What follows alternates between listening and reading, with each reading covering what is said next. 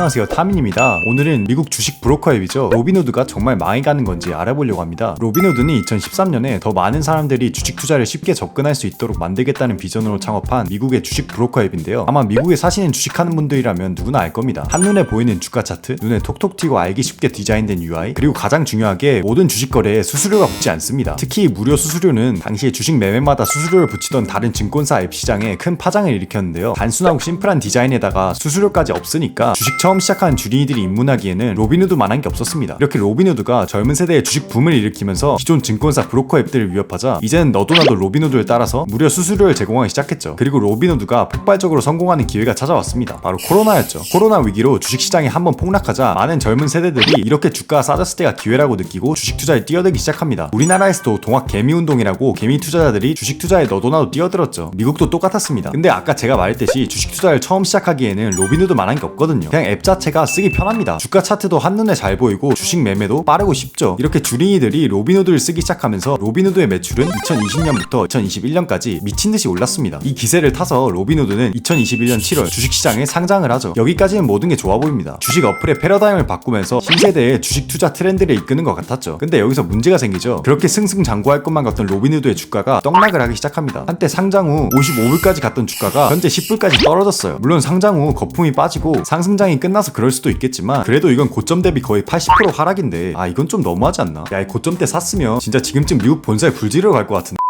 과연 이렇게 잘 나가던 로빈후드가 위기를 맞은 이유가 뭘까요? 여러 의견들이 있지만 역시 전문가들이 말하는 주된 이유는 사람들이 주식에 관심이 떨어졌다는 겁니다. 코로나 때 미국이 재난지원금을 총 3차례에 걸쳐서 지급했단 말이죠. $1,200, $600, 그리고 $1,400. 근데 이게 사실 정말 코로나로 생기가 힘들어진 사람들은 이 돈을 정말 필요한데 썼겠지만 그럭저럭 먹고 살만한 사람들도 이 돈을 받았단 말이죠. 근데 코로나 때문에 가게들은 다 닫았지, 여행도 못 가, 쇼핑도 못해. 이러니까 이 돈이 다 어디로 갔느냐? 주식시장으로 들어간 겁니다. 그리고 코로나 때 저점 이후로 주식이 계속 올라가니까 MZ세대들이 이번에 진짜 1억 천금할 기회다 이렇게 생각하고 많이 뛰어들었는데 이제는 그 상승장이 끝나버렸죠. 그러니까 이제 사람들이 주식이 재미가 없으니까 안 하게 되고 주식 매매를 예전처럼 안 하니까 로빈후드의 매출이 줄어들게 됩니다. 자, 근데 여기서 로빈후드의 매출이 줄어들었다고 했는데 그럼 로빈후드는 수수료도 안 받는데 돈을 어떻게 버는 거야? 이렇게 생각하시는 분도 있을 것 같은데요. 한번 알아봅시다. 일단 이걸 이해하려면 이 로빈후드가 주식 브로커, 중간다리 역할을 한다는 걸 이해해야 돼요. 우리가 이 로빈후드를 쓸 때 주식 매매 주문을 넣으면 그 주문을 로빈후드가 직접 앱에서 바로 체결시킵니다. 그래서 사용자는 로빈후드 앱에서 바로 산 것처럼 느끼지만 실제로는 어떻게 이루어지냐? 로빈후드가 이 수많은 사용자들의 주식 매매 주문을 헤지펀드 같은 또 다른 금융기관들한테 넘겨요. 그럼 얘네가 로빈후드에서 받은 주문들을 체결시키고 로빈후드한테 수수료를 줍니다. 그러니까 쉽게 말하면 로빈후드는 이 펀드들의 주문 대행 업체 같은 거예요. 로빈후드가 쉽고 빠른 앱으로 많은 이용자들의 매매 주문을 받아서 그 주문들을 펀드들한테 팝니다. 그럼 거기서 수익은 어디서 나오냐? 우리가 사용자로서 로빈후드에서 주식을 살 때 실제 매매 체결 가격이 주가보다 살짝 높아요. 왜 그러냐? 로빈후드가 주문을 펀드들한테 넘기면서 펀드들이 좀 더 높은 가격에 거래를 체결시키고 그 차익을 로빈후드한테 수수료로 돌려주는 겁니다. 그러니까 쉽게 말하면 이거예요. 내가 신발을 사려고 A 매장에 가서 봤는데 이게 재고가 없어. 근데 저기 옆 동네 B 매장에는 재고가 있대. 그럼 거기 가서 사면 되겠구나 하면서 B 매장으로 향하는데 그 사이에 A 매장 사장이 B 매장 사장이랑 친해서 전화를 때립니다. 야, 방금 왔던 손님이 너희 매장에 이 모델 사러 갈 거야. 이렇게 말이죠. 그럼 이제 B 매장 사장이 이 모델의 가격을 조금 올립니다. 그럼 우리는 조금 더 비싼 가격의 신발을 사고 B 매장에서는 좀 더 비싸게 팔아서 얻은 이득의 일부를 A 매장에 돌려주는 거죠. 서로 윈윈인 겁니다. 이런 식으로 로빈후드가 돈을 버는 거죠. 여기서 A 매장이 로빈후드고 B 매장이 펀드입니다. 근데 그럼 소비자 입장에서는 더 비싼 값으로 사니까 손해 아니야? 네, 맞습니다. 이거에 대한 내용은 좀 이따 알려드릴게요. 그러니까 로빈후드는 이 많은 주식 매매 주문들을 펀드들한테 제공하면서 사용자들 대신에 얘네한테 수수료를 받는 거예요. 그러니까 로빈후드는 매매 주문이 많이 들어올수록 돈을 더 많이 법니다. 사람들이 주식에 관심이 많은 주식품, 상승장에 유리할 수밖에 없는 거죠.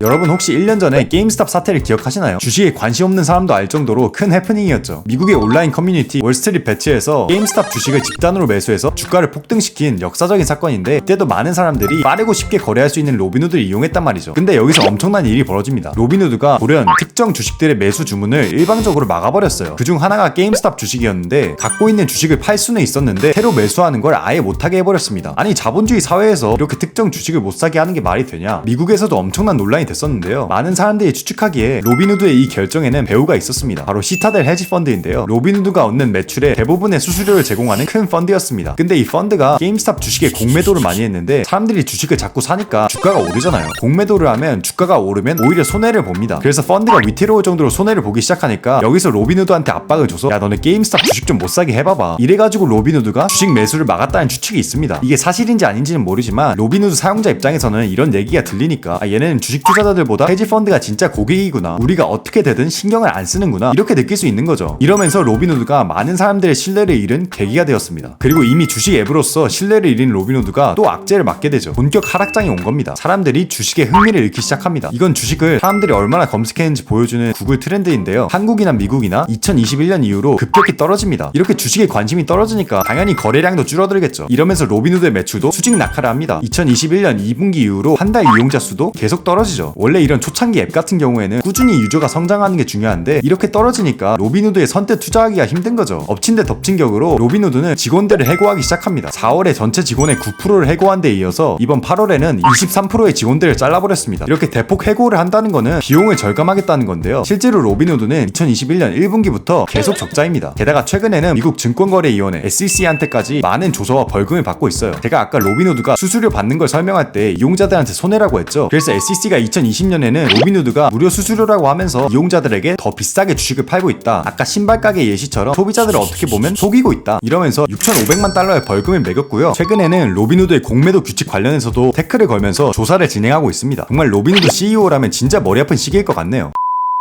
올해 버크셔 해서웨이 주주총회에서 투자의 대가 찰리 먼거가 이렇게 말했습니다. 로빈후드가 망한 걸 봐라. 이렇게 될 거 뻔하지 않았냐. 도박성 투자를 유도하고 펀드들한테 뒤에서 수수료를 받고 그냥 역겹다, 인과응보다, 이렇게 말했는데요. 무료 수수료와 젊은 세대의 주식 투자 트렌드를 이끌어낸 로빈후드, 과연 이렇게 지는 해가 될까요? 앞으로도 계속 지켜볼 만한 주제인 것 같습니다. 오늘도 영상 시청해주셔서 감사합니다. 다음에도 유익하고 재밌는 영상으로 돌아올게요. 감사합니다.